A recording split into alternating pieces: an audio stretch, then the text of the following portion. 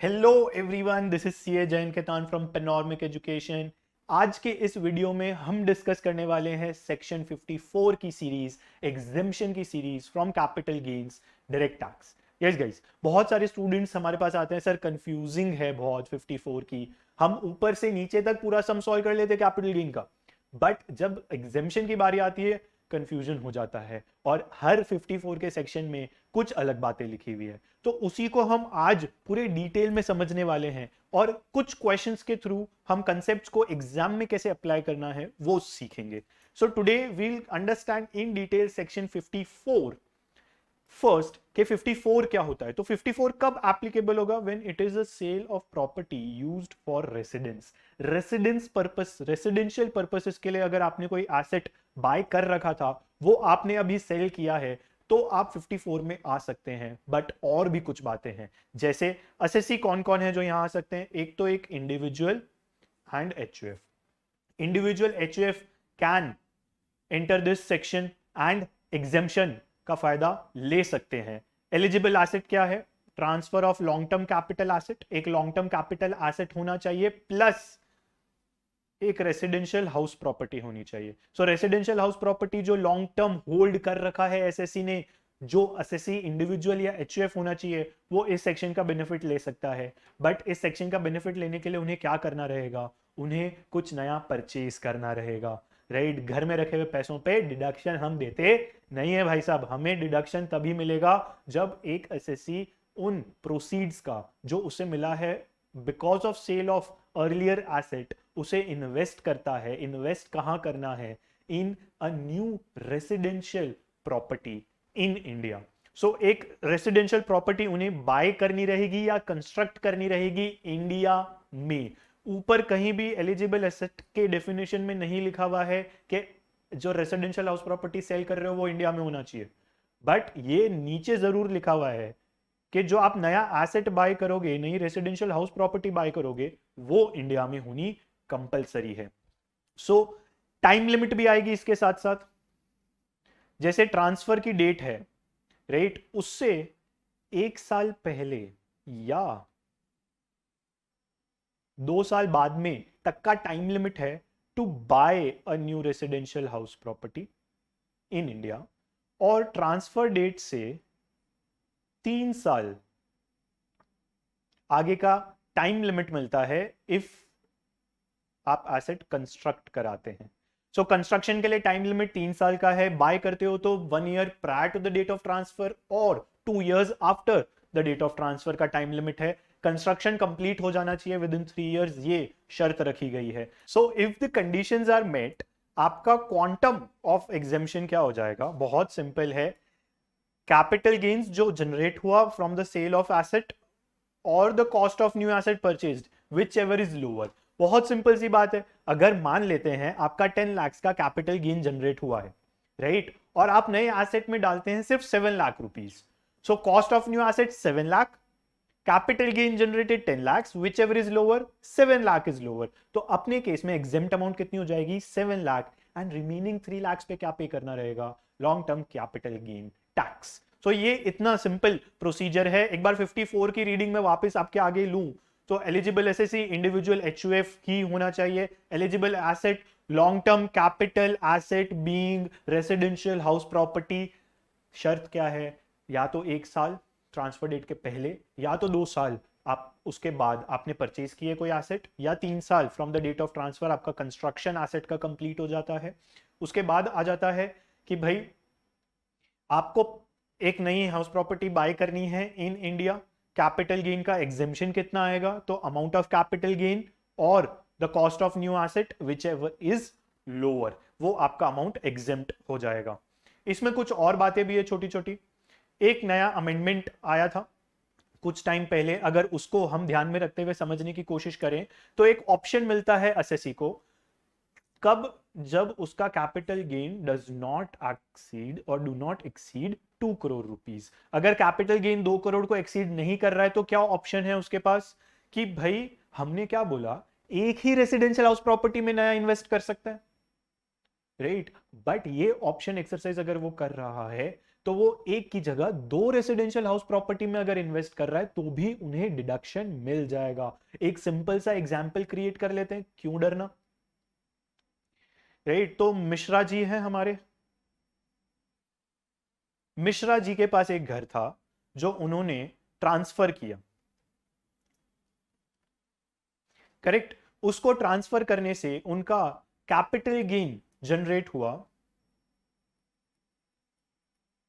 30 लाख का। अब जो ये 30 लाख का कैपिटल गेन जनरेट हुआ है, ये 30 लाख उन्हें इन्वेस्ट करना है नई प्रॉपर्टी में। अब नॉर्मल प्रोविजंस क्या बोलते हैं, कोई भी एक रेसिडेंशियल हाउस प्रॉपर्टी में आपको इन्वेस्ट करना है, बट जो अमेंडमेंट आया है, फर्स्ट प्रोविजो आया है, वो क्या बोलता है, आप 2 असेट में इन्वेस्ट कर सकते हैं। तो अगर मिश्रा जी ये 30 लाख रुपए, 5 लाख एक एसेट में,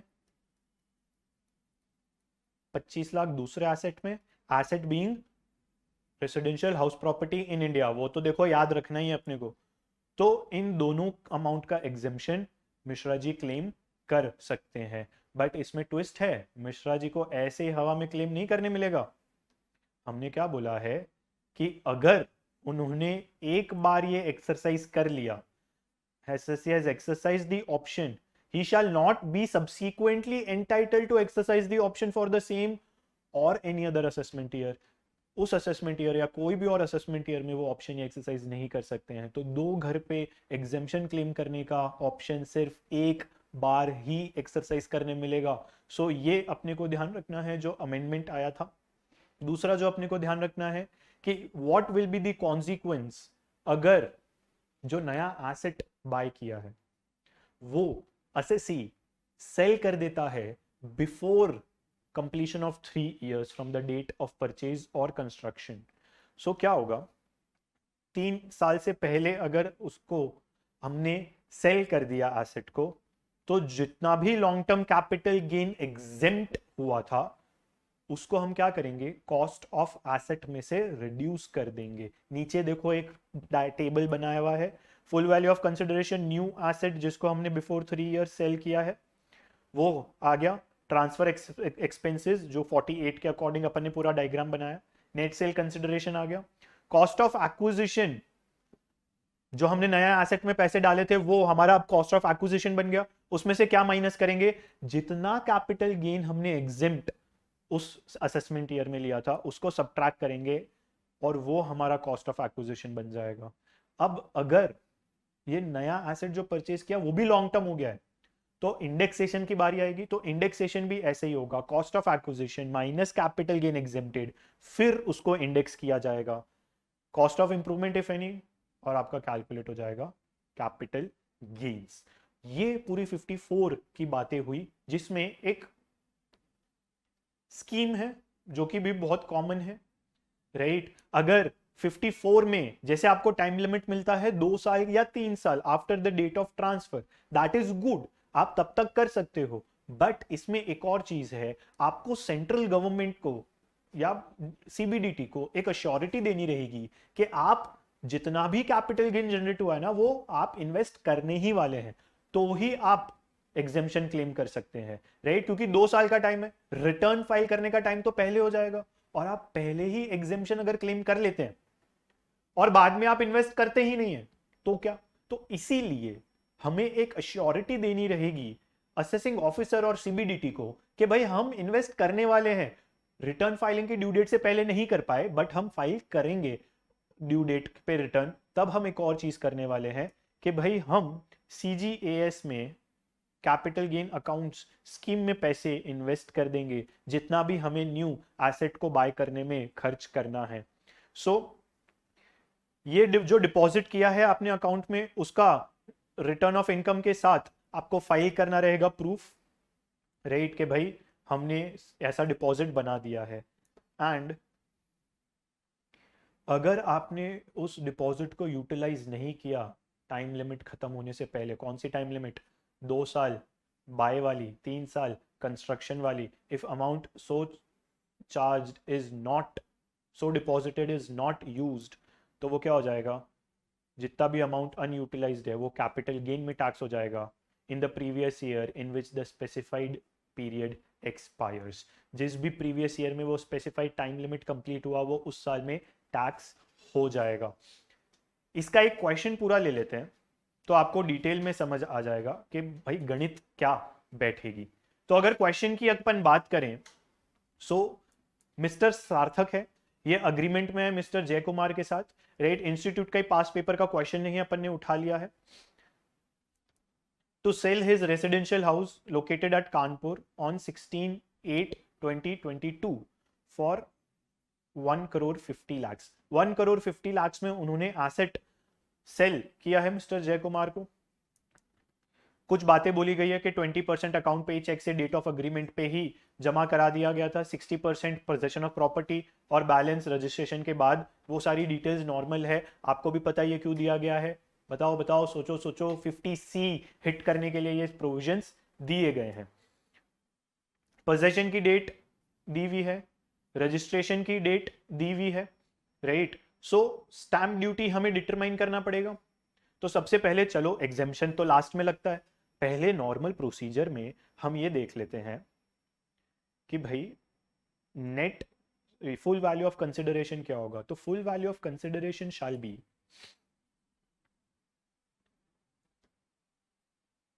50C के प्रोविजंस को सब्जेक्ट में रखते हुए।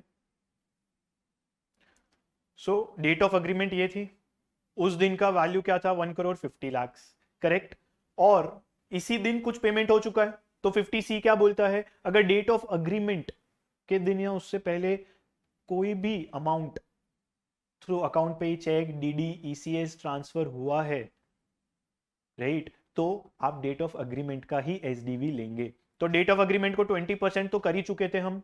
सो date of agreement that is 16/8/22 का हमारा स्टैम्प ड्यूटी कितना था, 1 करोड़ 70 लाख। तो हम full value of consideration 1 crore 70 lakh लेंगे। इसमें एक और चीज का ध्यान रखना है कि एक्चुअल कंसिडरेशन का 110% को क्रॉस कर रहा है क्या एसडीवी, बिल्कुल कर रहा है। देखो 1.5 करोड़ है, 1.5 करोड़ का 10% होता है 15 लाख। सो 15 लाख अगर मैं ऐड करता हूं तो इट बिकम्स 1 करोड़ 65 लाख। सो 1,70,000 था, 1 करोड़ 70 लाख बड़ा नंबर हो गया। तो हमारा फुल वैल्यू ऑफ कंसिडरेशन क्या हो जाएगा,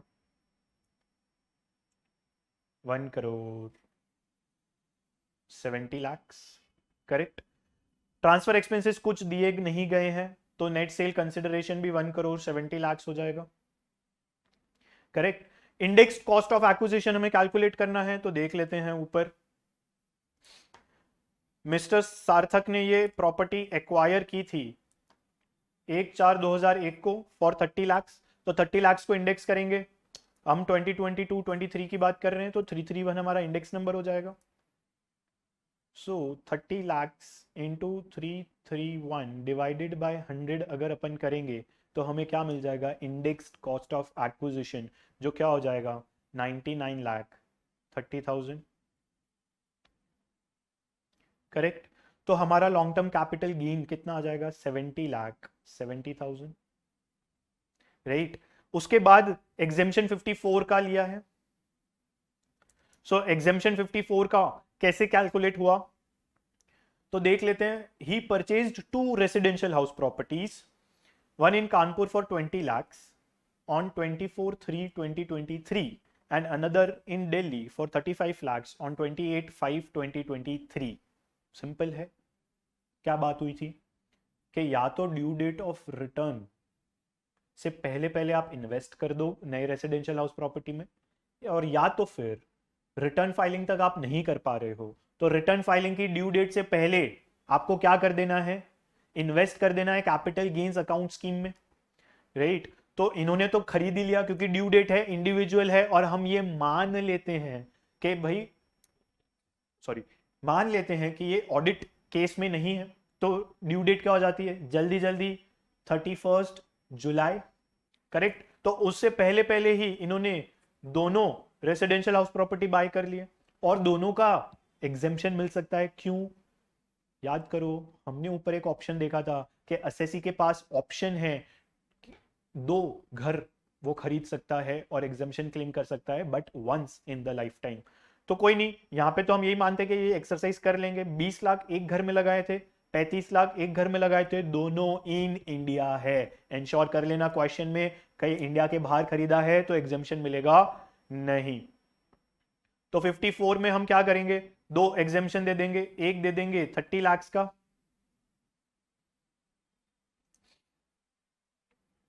सॉरी 35 लाख का दे देंगे, एंड दूसरा 20 लाख का। सो 20 लाख और 35 लाख का एग्जेम्पशन 54 में वो क्लेम कर सकते हैं, that amounts to 55 lakh, correct. 54 इसी पे अपन आए नहीं है, तो एक बार ये क्वेश्चन को यहीं पे रखते हैं। आई गेस 54 आपको बहुत डिटेल में क्लियर हो गया है। अब एक बार सारे एग्जेम्पशंस हम देख लेते हैं यूजिंग दिस टेबल। 54 हमने देखा, एसेट क्या होना चाहिए, तो भाई कैपिटल एसेट होना चाहिए जिसका रेसिडेंशियल हाउस प्रॉपर्टी हो, इंडिविजुअल एचयूएफ होना चाहिए, पीरियड ऑफ होल्डिंग मतलब लॉन्ग टर्म कैपिटल एसेट होना चाहिए, कंडीशन हाउस प्रॉपर्टी में जो एसेट सेल कर रहे हो वो हाउस प्रॉपर्टी में चार्ज होनी चाहिए थी, इंडिया में हो या नहीं हो फर्क नहीं पड़ता, बट जो इन्वेस्ट कर रहे हो नहीं हाउस प्रॉपर्टी में वो कहाँ होना चाहिए, इंडिया में ही होना चाहिए। एक रेसिडेंशियल हाउस प्रॉपर्टी में कर रहे हो तो ही मिलेगा, बट एक ऑप्शन इंसर्ट किया गया फर्स्ट प्रोविजन में जो बोला गया है कि in once in entire life time आप दो रेसिडेंशियल हाउस प्रॉपर्टी में भी इन्वेस्ट कर सकते हैं if your capital gain amount does not exceed 2 crore rupees. Time limit अपन ने कंसिडर कर लिया, exempted amount, cost of new asset और capital gain which ever is lower. ये अपन ने देख लिया कि भाई CGAS में आपको इन्वेस्ट करना है, और जो नया एसेट है उसका लॉक इन कितना हो जाता है, 3 इयर्स का हो जाता है, मतलब आप 3 साल तक वो एसेट बेच नहीं सकते हैं। अब अपन कंसिडर कर लेते हैं बाकी के 54 के sections through a detailed chart. 54 हमने डिस्कस किया, अब 54B की अगर अपन बात करें तो 54B बात करता है अगेन एलिजिबल एसएससी कौन होना चाहिए, इंडिविजुअल एचयूएफ ही एलिजिबल एसएससी होना चाहिए। कैपिटल एसेट जो ट्रांसफर हो रही है वो कौन सी होनी चाहिए, अर्बन एग्रीकल्चरल लैंड। ये अपने को ध्यान रखना है कि अर्बन एग्रीकल्चरल लैंड है जो ट्रांसफर हो रही है तो ही इस सेक्शन में आके बात करेंगे, अदरवाइज इस सेक्शन में हम आके बात करेंगे नहीं। फिर आपने को ध्यान रखना है period of holding 2 years immediately preceding the date of transfer hold होना चाहिए, मतलब 2 साल तक मिनिमम होल्डिंग होनी चाहिए एसएससी की उस जमीन पे बेचने से पहले। किस लिए काम आनी चाहिए, एग्रीकल्चरल पर्पसेस के लिए, राइट। अर्बन एग्रीकल्चरल लैंड है और आप उसको फार्म हाउस बना के रेंट पे दे रहे हैं पार्टीज करने के लिए, नहीं चलेगा, right. So this has to be used for agricultural purposes. अब वो यूज कौन कर सकता है, या तो एसएससी खुद, या तो पेरेंट ऑफ द एसएससी, या तो कोई भी मेंबर ऑफ द एचयूएफ अगर हम बात कर रहे हैं तो। नया पैसा कहाँ लगना चाहिए, नया पैसा जो ट्रांसफर करने से आया, इन्वेस्टमेंट बेस्ड एग्जेम्पशन है ये, अपन ने 54 में भी देखा था। If you sell the old house and buy another residential house property in India तो एग्जेम्पशन क्लेम कर सकते हो। यहाँ पे if you are selling urban agricultural land you can buy another agricultural land, either it can be a rural or urban agricultural land, वो matter नहीं करेगा। Cell कर रहे हो वो अर्बन होना चाहिए, खरीद रहे हो वो अर्बन रूरल कोई भी हो, वर्क्स। कब तक खरीदना है, 2 साल के अंदर अंदर खरीदना है ट्रांसफर डेट से। एग्जेम्प्ट कितना होगा, सेम जितना आपने इन्वेस्ट किया है, या capital gain which ever is lower. Due date of filing of return of income से पहले पहले आपको या तो इन्वेस्टमेंट कर देना है नई एग्रीकल्चरल लैंड में, और या तो फिर आपको कैपिटल गेन अकाउंट स्कीम में पैसे इन्वेस्ट करने रहेंगे और with in the time limit आपको यूज करना रहेगा। अगर आप with in the time limit उस पैसे को यूटिलाइज नहीं करते हैं तो जिस ईयर में, जिस प्रीवियस ईयर में टाइम लिमिट खत्म हो रही है उस प्रीवियस ईयर में वो टैक्सेबल हो जाएगा। लॉक इन कितना है नए एसेट का, 3 इयर्स का लॉक इन है न्यू एसेट का, ये अपने को ध्यान रखना है। So this was 54B, right. Similarly 54D पे अगर अपन चलें तो 54D क्या बोलता है, कोई भी एसएससी हो, एसएससी की लिमिट अब हट जाती है, कोई भी एसएससी हो, एसेट क्या होना चाहिए जो ट्रांसफर हो रहा है, land and building part of an industrial unit. Industrial unit का पार्ट होना चाहिए वो land and building, right. So basically यहाँ पे हम समझे तो क्या हो रहा है, आपने मान लेते हैं कि भाई सचिन के पास कोई इंडस्ट्रियल पार्क में अपना एक यूनिट सेटअप कर रखा है, ये वैसे चीजों की बात कर रहे हैं। Period of holding again same होनी चाहिए कि भाई वो आप यूज में रहनी चाहिए for 2 years preceding the date of transfer. Compulsory acquisition additional condition क्या है, वो लैंड क्या होनी चाहिए, कंपल्सरीली एक्वायर होनी चाहिए, राइट। तो अपना ये एग्जांपल कंटिन्यू करते हैं, जो सचिन इंडस्ट्रियल रीजन है वहां पे आपने इंडस्ट्रियल बिल्डिंग और लैंड सेटअप किया था। अब वहां पे बुलेट ट्रेन प्रोजेक्ट के लिए गवर्नमेंट ने जबरदस्ती आपसे एक्वायर कर लिया है लैंड एंड बिल्डिंग जिसपे आपकी इंडस्ट्रियल सेटअप हुआ करता था। तो ये सेक्शन पे आप आएंगे, बहुत ही स्पेसिफिक सेक्शन है। एसएससी पे कोई लिमिट नहीं है बट एसेट पे लिमिट है, और एक और एडिशनल कंडीशन है that it should be compulsorily acquired. Invest किस में करना है, फिर से आपको कोई दूसरी इंडस्ट्रियल लैंड एंड बिल्डिंग या सेटअप में ही इन्वेस्ट करना है, ये ध्यान रखेंगे, राइट। इट इज बेसिकली आपको जबरदस्ती गवर्नमेंट के हिसाब वजह से शिफ्ट होना पड़ रहा है, तो आप शिफ्ट हो रहे हैं तो कंपलसरी एक्विजिशन को टैक्सेबल तो किया जाता है कैपिटल गेन्स में, बट उसका हम एग्जेम्पशन दे देंगे अगर आप वही प्रोसीड्स को इन्वेस्ट कर रहे हैं in setting up another industrial land and building. Time period construction है, राइट, क्योंकि कंस्ट्रक्ट करना पड़ेगा इंडस्ट्रियल सेटअप रेडी करने के लिए, तो it is 3 years from the date of transfer. Same जितना आपने इन्वेस्ट किया और जितना कैपिटल गेन था which ever is lower.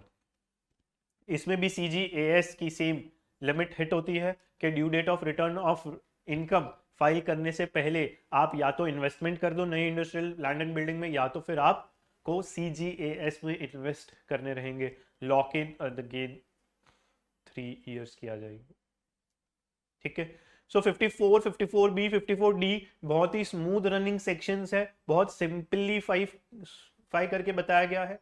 54EC पे अगर अपन चले, अगेन एसएससी कोई भी हो सकता है, बट एसेट क्या होना चाहिए, long term capital land and building. Long term capital land and building होनी कंपलसरी है, इंडस्ट्रियल हो नॉन इंडस्ट्रियल हो मैटर नहीं करता है, राइट। बहुत सिंपल है, लैंड एंड बिल्डिंग होना चाहिए। यहाँ पे बहुत स्पेसिफिक था 54D में that it should be an industrial unit, यहाँ पे इतना स्पेसिफिक नहीं है, it can be any land and building but it should be a long term capital asset.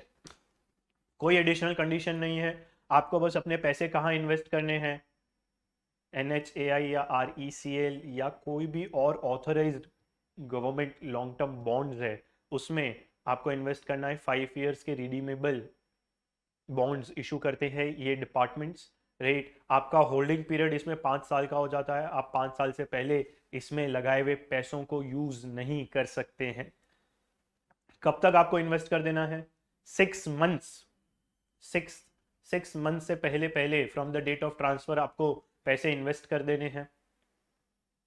ये अपने को ध्यान रखना है कि अगेन कैपिटल गेन और amount invested which ever is lower, but एक एडिशनल कंडीशन इसमें आ जाती है जो अपने को गाइस ध्यान रखना है, that the amount of exemption will B limited to an amount of rupees 50 lakhs in a financial year and a subsequent financial year।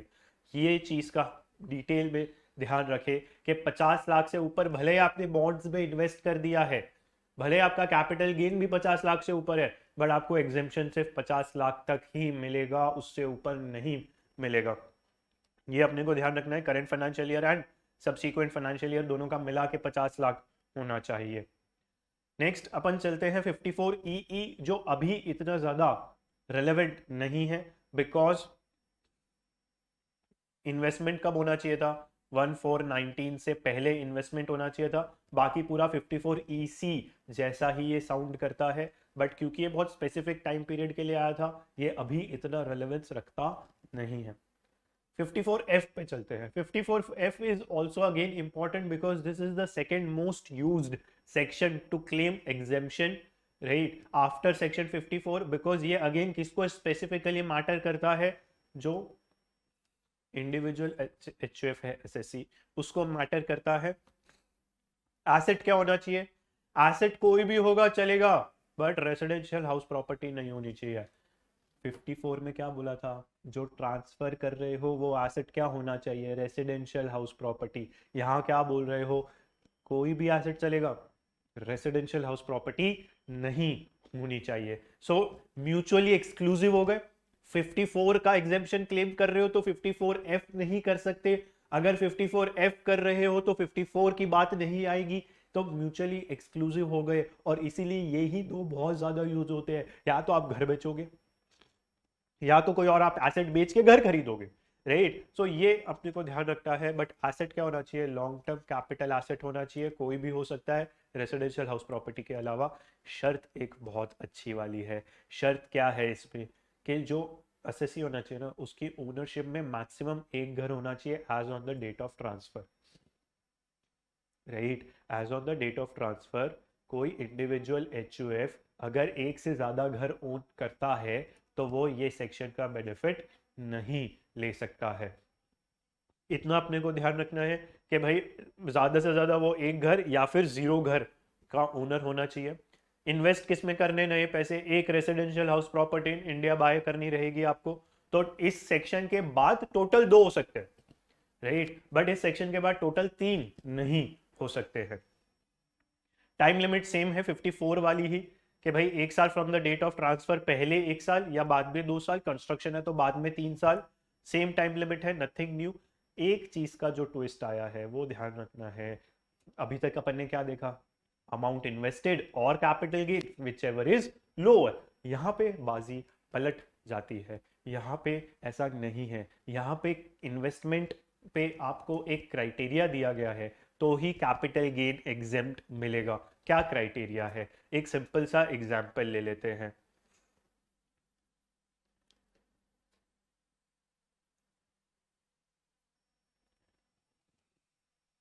आपका कैपिटल गेन आया 10 लाख का, ठीक है। आपका कैपिटल गेन आया है 10 लाख का on sale of equity shares, unlisted equity shares आपने सेल किए हैं और उसका आपका कैपिटल गेन जनरेट हुआ है। अब आपने नया एसेट बाय किया है, न्यू एसेट का कॉस्ट ऑफ एक्विजिशन है जो रेसिडेंशियल हाउस प्रॉपर्टी है, दैट इज ₹50 लाख। आज तक अपन क्या करते थे ना, इन दोनों को ही कंपेयर करते थे। 54 की बात ले लो, 54B ले लो, डी ले लो, ईसी ले लो, सब में हमने ईसी की बात की है। बट अब हम ये पूछेंगे कि ये जो कैपिटल गेन जनरेट हुआ है इसके लिए नेट सेल कंसिडरेशन कितना। इसका नेट सेल कंसिडरेशन मान लेते था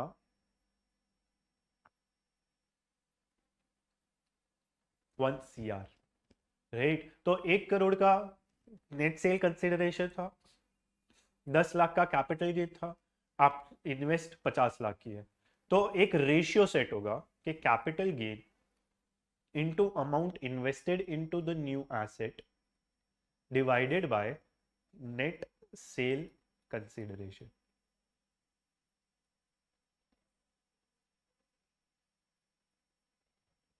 इस रेशियो में ही आपको डिडक्शन या एग्जेम्पशन लेने मिलेगा इन दिस सेक्शन, राइट। तो इसमें अपना कितना हो गया, 10 लाख का था, 50 लाख का नए एसेट में आपने इन्वेस्टमेंट किया है, राइट। एंड 1 करोड़ का नेट सेल कंसिडरेशन था पिछले एसेट का। तो हाफ ही आपने पैसे इन्वेस्ट किए हैं, तो वो हाफ पैसे मतलब हाफ कैपिटल गेन ही एग्जेम्प्ट होगा। ये अपने को ध्यान रखना है। सो इट इज नॉट कि अमाउंट इन्वेस्टेड और capital gain which ever is lower, capital gain into amount invested divided by net sale consideration of the transferred asset का हमें रेशियो निकालना रहेगा।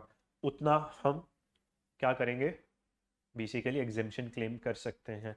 अब इसमें भी CGAS की स्कीम लगेगी, राइट। आपको before due date of filing of return या तो इन्वेस्टमेंट कर देना है नई हाउस प्रॉपर्टी में, या तो आपको कैपिटल गेन अकाउंट स्कीम में पैसे इन्वेस्ट करने हैं। लॉक इन 3 साल का है।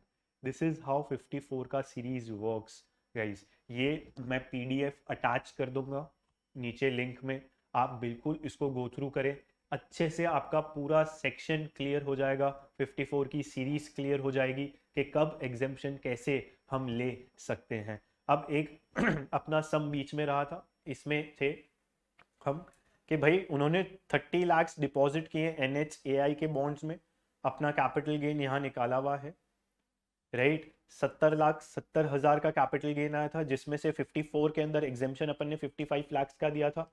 अब कितना हमारे पास स्पेयर बच गया है, अगर वो हम कैलकुलेट करें तो 70,70,000 माइनस 55 लाख, हमारे पास 15,70,000 का बचता है स्पेयर अमाउंट, इतने का ही कैपिटल गेन बचता है।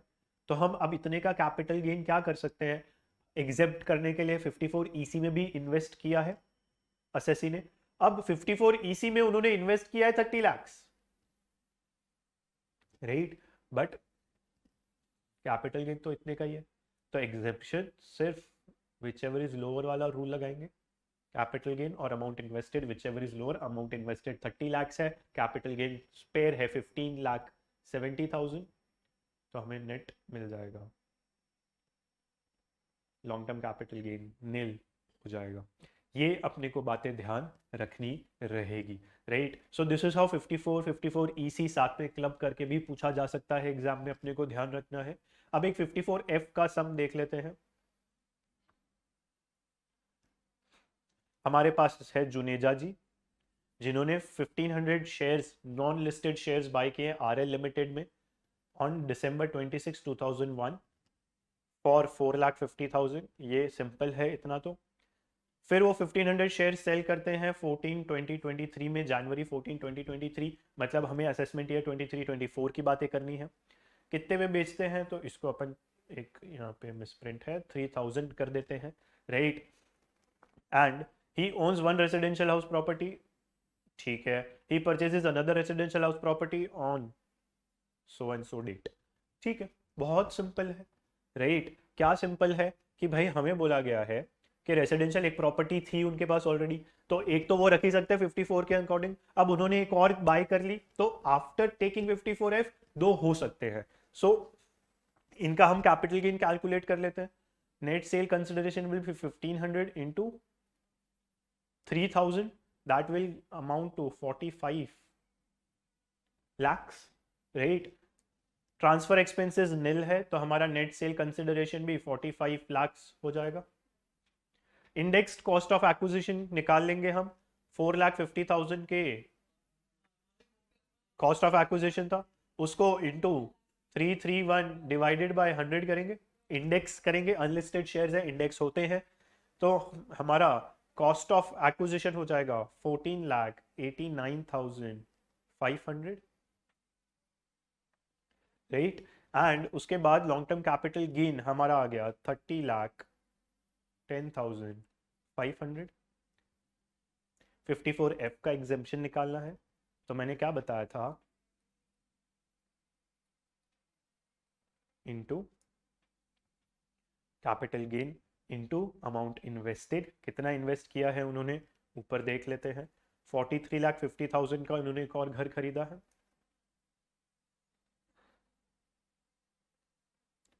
Divided by net sale consideration कितना था, 45 लाख। तो इसका रेशियो हम कैलकुलेट करेंगे तो हमें मिल जाएगा 54 का एग्जेम्पशन, दैट इज 29,10,150, 29,10,150।